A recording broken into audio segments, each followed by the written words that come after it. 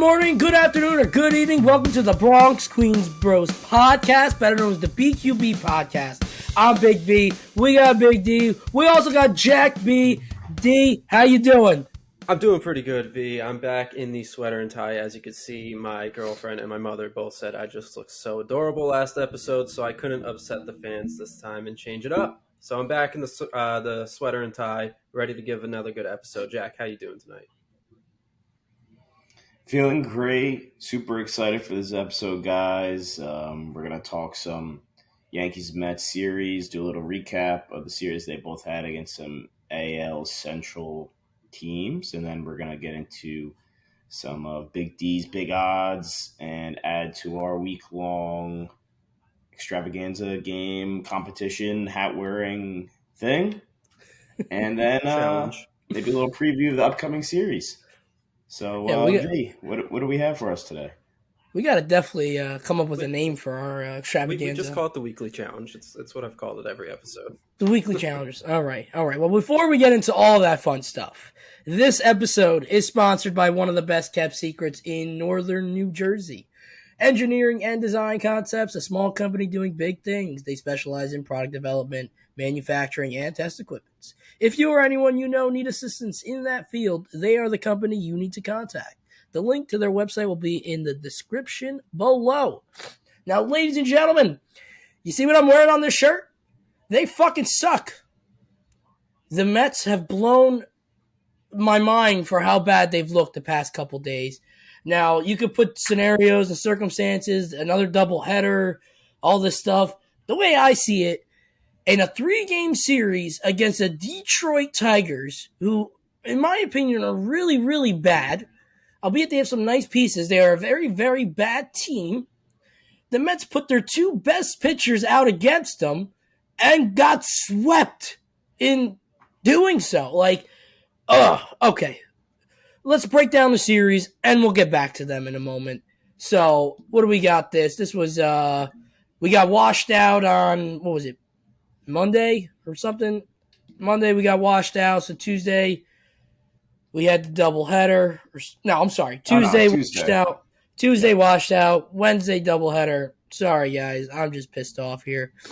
First game of the doubleheader, Lucchese's out there, throws 4 innings and allowed 4 runs. In my opinion, took him out a little too early. He was only at 47 pitches, but I think they're trying to use him for Sunday on short rest against the Rockies. So I get it, but I don't because it's a doubleheader, and you'd want as much length as you can out of your starters. I don't know. I say you got to win today's game, not plan for the future, but what do I know? Bullpen did look pretty good after that. Jimmy Yacobonis had 3 perfect innings. What a great name, Jimmy Yacobonis. Jesus Christ. But the Mets ended up blowing the lead late in the game. Adam Ottavino, who hadn't pitched in 7 days, had a bloop single that I thought Marte could have gotten to that had a 90% chance catch probability, according to StatCast. Dropped in, then it was a hit by pitch, and then a single and 2 runs scored. Tigers ended up winning that game. That was a heartbreaking loss. I was at work watching it, crying in my soul. And then night game, which I'm thankful we had our own personal softball game because I got to miss them absolutely just sucking ass. Max Scherzer just looked horrible. His fastball velocity was down. I don't know if I should be worried yet, but it was not good, to say the least. He looked horrible. Just no movement on anything. There was no zip. They were on everything. It's like they, I don't know. Maybe the Astros was there banging trash cans because they were just hitting everything he was throwing. And the offense was horrible against Michael Lorenzen. I don't even know. I didn't know this guy was still in the league. No offense, but how are you not hitting him? I don't know. And then today's game, holy crap. I got to give it to Eduardo Rodriguez, who's looked absolutely amazing for them, and he's now sitting at a 1.81 ERA on the season. 8 shutout innings. But Verlander, allowed back-to-back home runs in the first, but looked pretty good, pitched 5 innings. He settled in after that. He's known to give up a few solo shots, so that's to come. But I'm glad he settled in, pitched, pretty good the rest of the way through. He was on a pitch count. Otherwise, he probably would have went 6 or 7. But the offense, once again, just looked bad.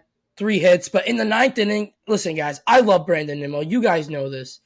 Brandon Nimmo with 1 out in the 9th gets a base hit the other way and then proceeds to get caught stealing with 1 out in the 9th when you're down 2 runs. What are you doing? Like, I don't know what was going on in his brain there. I love the guy. He's absolutely amazing. But like, you had Marte up, and then after him you have Lindor and Alonso. You got your best hitters coming up. Why are you trying to advance? You're not the tying run. I don't know. It's like they just kept making the wrong moves nonstop. They couldn't get the hit. They couldn't do anything. I mean, tough series to watch. Very tough. Yeah, tough little go there for the Mets against the Tigers. Your Mets, they make me feel better about being a Yankee fan, but the one thing I could say is at least you're not in last place. You know, at least you got 2 teams in the division that are god awful, and you don't have to work your way up from 5th because that's what we have to do. And you know, if we were doing segments today, I think my jack off of the day, we'll do a little quick one maybe. Nothing wrong with a It quick. would be Max Scherzer, a little quickie. Max Scherzer, man. And I mean, the Mets are paying you $43 million a season. And you could make the argument that Max's poor pitching down the stretch last season is why you guys did not advance into further in the playoffs. You could make that argument. He struggled at the end of the year, had that dead arm stretch where he was on the IL for a while, then came up short against the Padres and against the Braves, right? He pitched in that series. Yeah, so he had the IL stint last year for like 7 weeks on the oblique strain. Pitched really good up until the Braves and the Padres. And Yeah. it was done. Right. And then, you know, we know all the shenanigans this year. You know, he was kind of struggling, was very critical of the pitch clock, and then said he was going to use it to his advantage. And then he proceeded to we know about his suspension. But I don't know if you saw, V, all his spin rates were way down. I know it was cold, right? It was a cold day in Detroit. I understand that. But his spin rates were significantly down, all of them. Four-seam fastball down 107 rotations. This is at his start. What was this, Wednesday? Yeah. Changeup down 41, slider down 134, cutter down 202, and curveball down 218. I mean, not to say that he's been cheating or something. I think, you know, there's something to be said about it being absolutely freezing out and him most definitely not wanting to use anything because he knows that they're going to check him, you know. But I don't know. It's kind of a tough scene. He's got to get it together. This year, what is he at? 5.5 ERA. You know, the Mets, and in this city more than anything, the fans, if you're getting paid handsomely, the fans are expecting you to perform, you know. And, you know, this is what I was kind of saying before the season started with the Mets as far as expectations and how it could change a lot of things. You know, it could change how you look at the season. You could put more pressure on yourself because you feel like you're more of a contender. You know what I'm saying? There's a lot of factors that, you know, pressure, expectations can build on a player. So, yeah, tough series a bit for the Mets. Now, we'll get into the Yanks a little bit. They had a nice bounce back, although not really scoring many runs. Game 1 against the Guardians, they ended up losing after holding a 2-run lead practically the entire game. Domingo Germán pitching an absolute gem, allows a base runner in the 8th inning. And what does Aaron Boone do is take him out, even with 80-something pitches. Clay Holmes comes in, proceeds to absolutely wet the bed, allows 2 runs, and then Wandy Rodriguez walks in the winning run, and we lose 3-2. So, yeah. And Boone caught a lot of flack for that decision. I don't know. It is a tough decision. Maybe I'd let him go another batter. I think they were worried about J-Ram, you know what I'm saying, who was on, I think he was in the hole at that point, so. Well, I mean, he could hit anybody. You know, J-Ram could hit anybody. Absolutely. If some guy's wheeling and dealing, I don't care if it's your Yeah, best hitter. He's going to hit yeah, anybody. yeah. I mean, Herman gives up a lot of home runs. I think that's what they're worried about. But you also, they had another. I forget who the batter was. They had another because Kwan got on base, right? So I don't know who hit second. I forget, but whoever was hitting, is it? Is it Jimenez or? Might have been Jimenez. He was up, so it was like I don't know. And then they brought in Holmes to try to get the double play, and then he was like walk walk. I think he made an error. It was a tough scene. But we bounced back on Tuesday, winning 4-2. Um, yeah, who pitched? I believe that was That was the Garrett Garrett. Cole. Yeah, it was Garrett Cole game. Yeah, Garrett ended up going 6 strong, only allowed 2, struck out 8. He had a pretty good game. Home runs from Anthony Volpe and Willie Calhoun, who after I kind of was a little disrespectful to Willie because I said he's our 4 hitter. It's kind of ridiculous. He's been hitting pretty well. So Willie, just motivating, just motivating. That's all we do here. That's all we do. It was nice to see Harrison Bader back in the lineup. We've been talking about him here and there, so it was nice to see him. He got a hit and 4 at bats in that game, and then Wednesday's game we ended up winning 4-3 in extras. Jose Trevino with a 2-run walk-off single. Clark Schmidt ends up 0 earned runs over 4 2/3. Shane Bieber pitched really well, 8 innings, 2 earned. Just the 2 solo home runs he gave up. And you know what? We'll take the wins. We're struggling right now. Obviously, we can't score runs, but, we're getting these wins without our best 2 hitters, so I'm not really going to complain, It is what it is. I'll take the 2 wins. Dave, what do you say about this? I'm quickly going to complain a little bit specifically about the one loss we had in the series because it was bad. Yeah. The night before they lost 15-2, got absolutely smacked by the Rangers. And this one almost seemed like a tougher pill to swallow, this loss here. A couple things I want to bring up. I was listening to it on the radio, and John Sterling actually said this. And I believe it was the bottom of the 8th. IKF came up with a runner on first. And he's like, why don't you just bunt, get that runner to scoring position, and try to get another insurance run? Because we all know if he doesn't bunt, what he's going to do. And he did exactly that.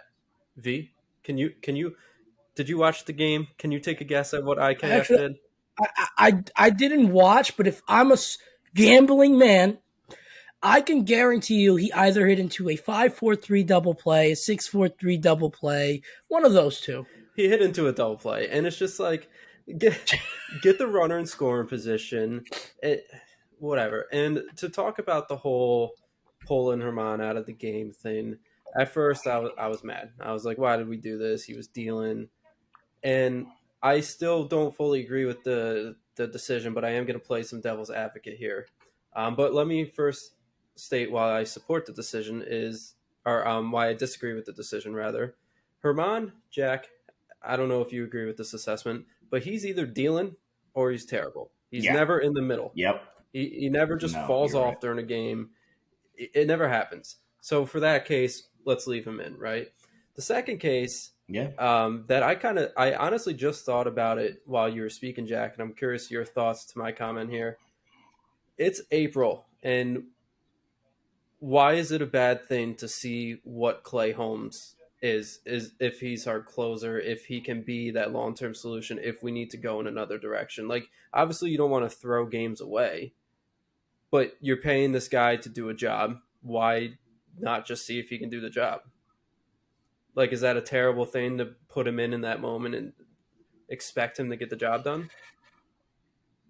I think Are Yankees fans just so spoiled with Mariano that when I guess it's more of a I think a lot of fans I saw on Twitter were saying Michael King or Ron Marinaccio. Those are the 2 guys that have been good all year.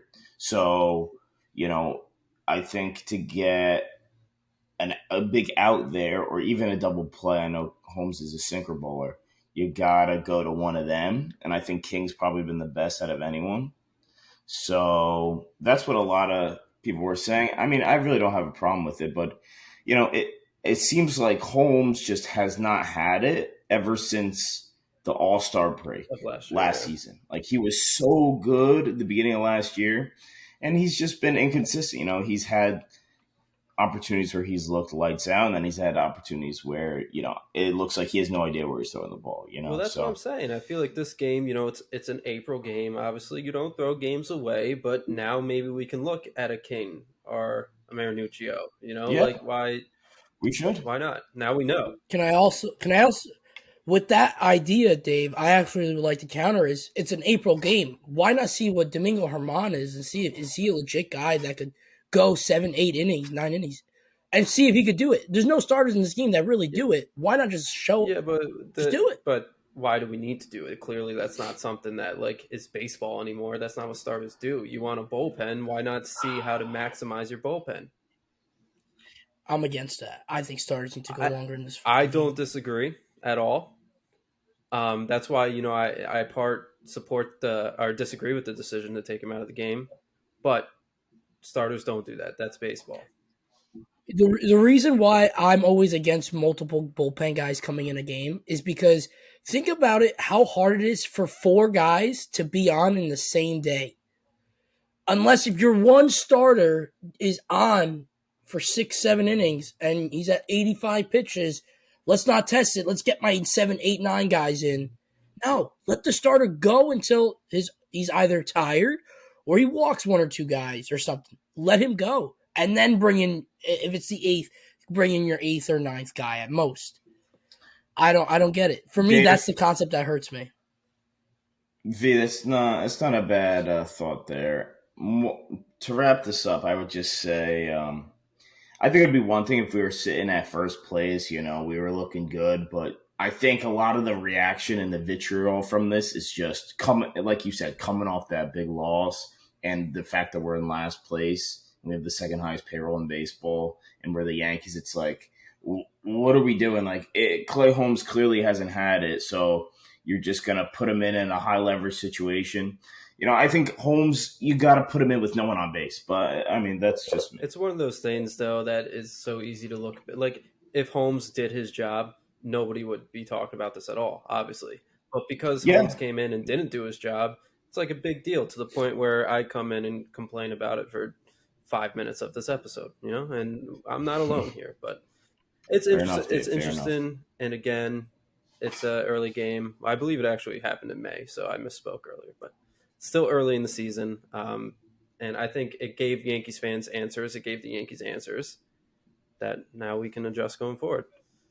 With that being said, Yeah. do we have any final thoughts on the past series from our teams here? Oh man, I need to see the Mets starters to go past 5 innings, and I need to see the Mets offense actually string hits together because there's no power in this lineup, and I was always content with that. But now they're not even fucking hitting the ball, so I don't know what's going on. When Mark Vientos and Ronnie Mauricio are lighting it up in AAA, and they're still throwing the regular lineup out there, is beyond me. I get it. I don't know if that's going to translate to the big leagues.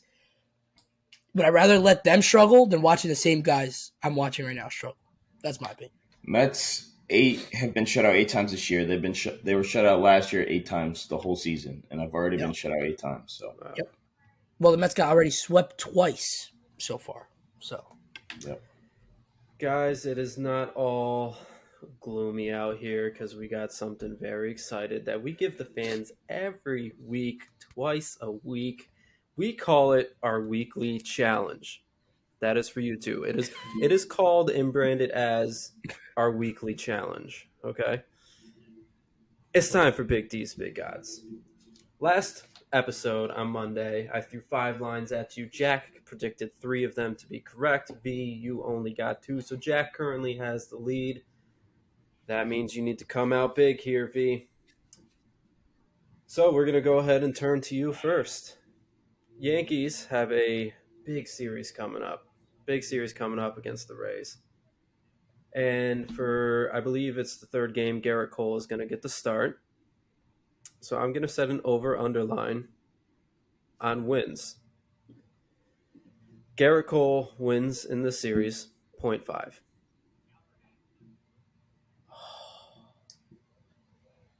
Do we know who Garrett Cole's going up against?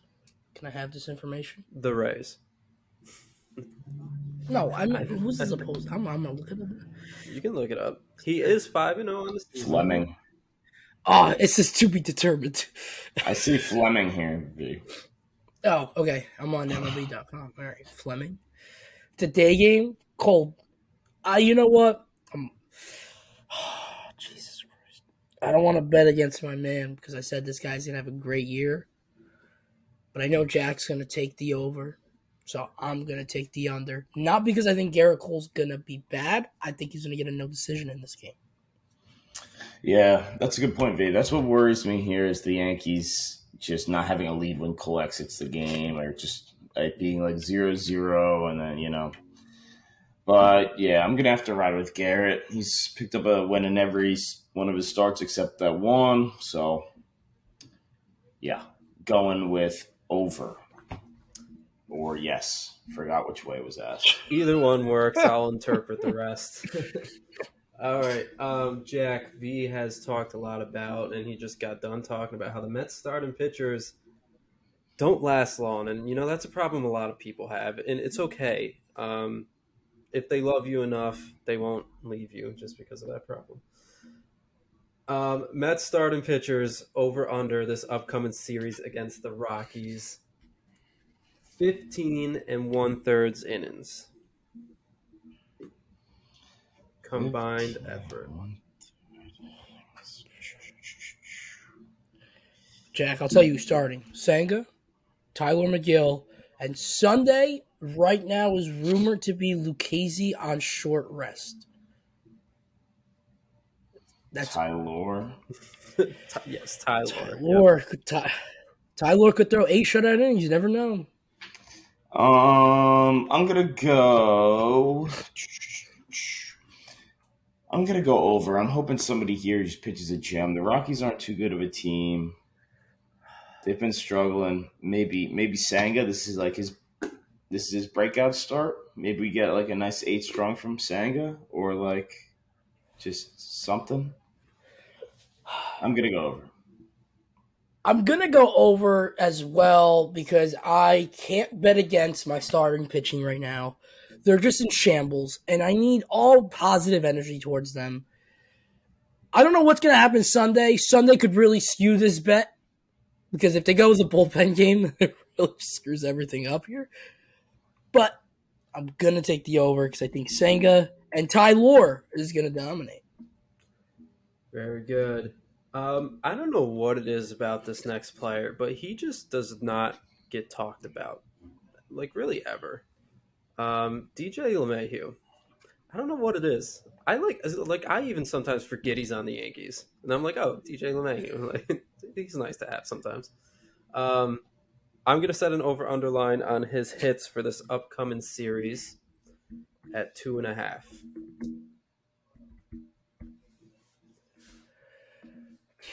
Am I going first?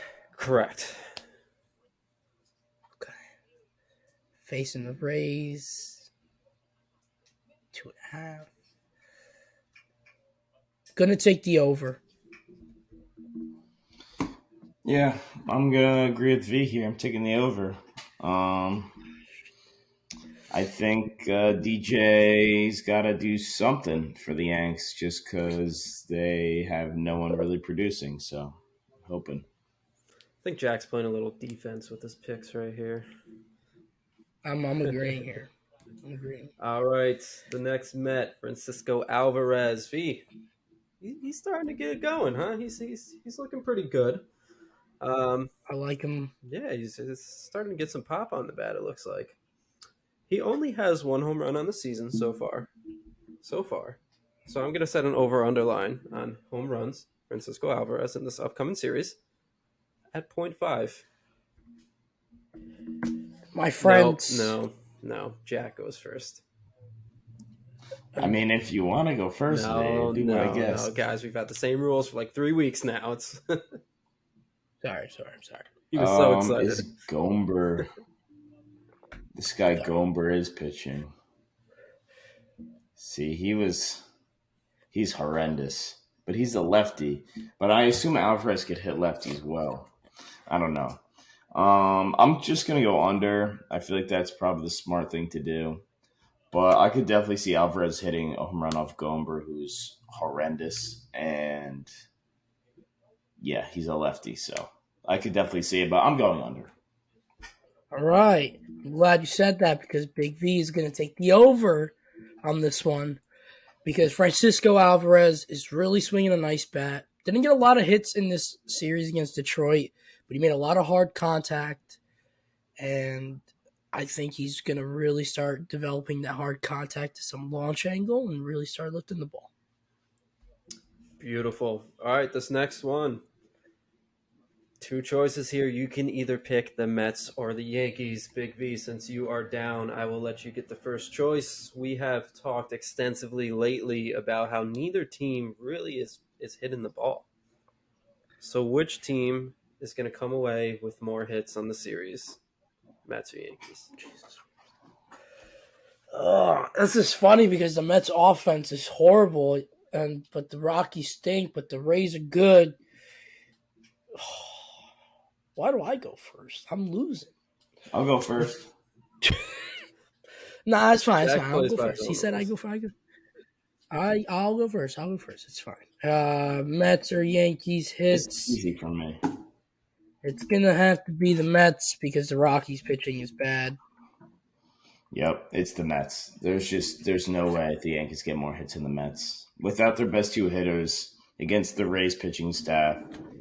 Is it? I think it's in the Trop too, right? I'm pretty sure. We struggle immensely. So yeah, in the Trop, it's not going to happen for us. I could already see it.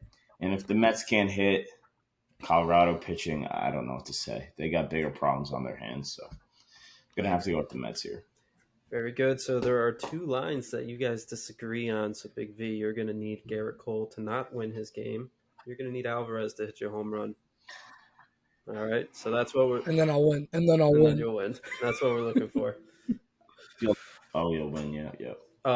Yeah. All right. So real quick, we got some time, fellas.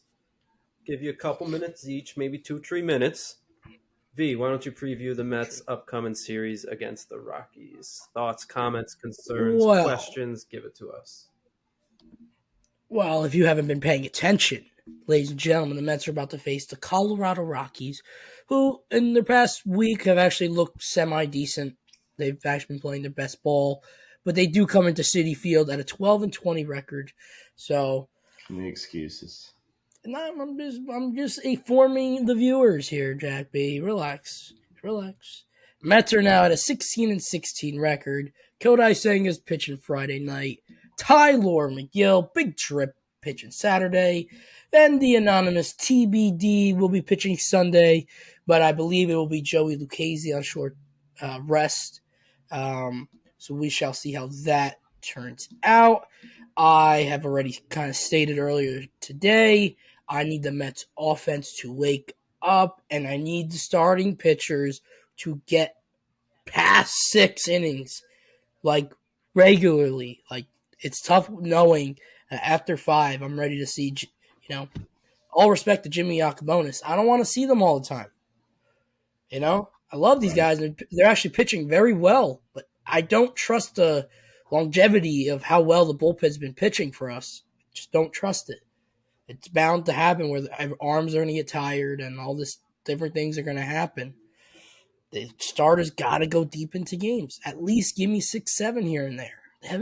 We've gotten one starter go and pitch 7 innings so far. That's Lucchesi. That's it. So that's all I got to say there.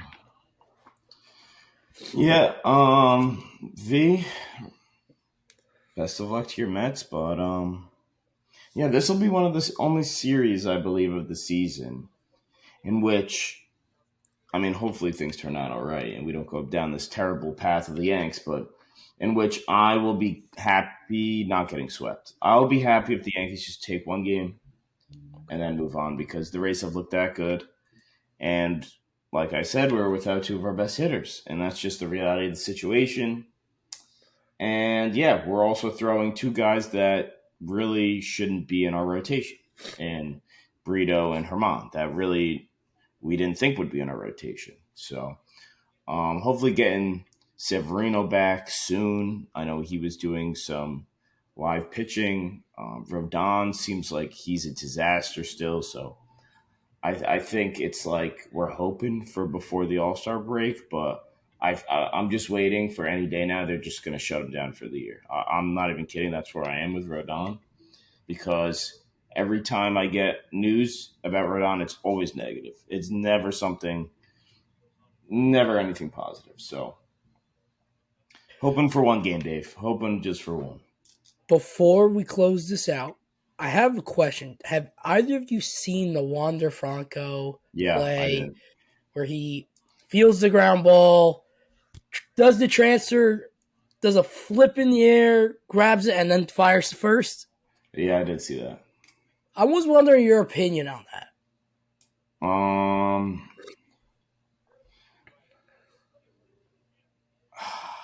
I don't know. I don't want to sound like a dick. Um, I just don't think I don't really care that he did it. Like I'm not one to just start like crying because he did it, right? Like some people on Twitter Yeah, yeah, that yeah. that fall for the bait every time. But it's just like I don't think it's that cool. Like I don't think it's that impressive. He just threw the ball up to himself.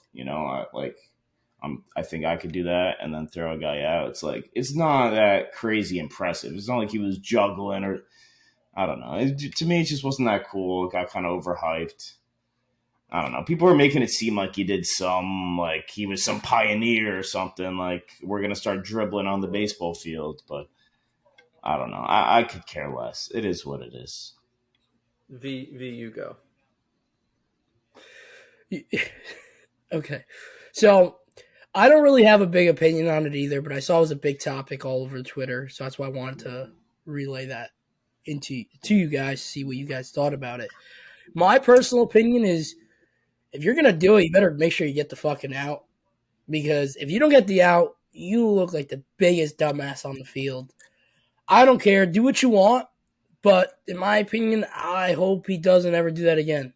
Like, because imagine you're a pitcher on the mound and you see your shortstop do it, and let's say he just drops the ball.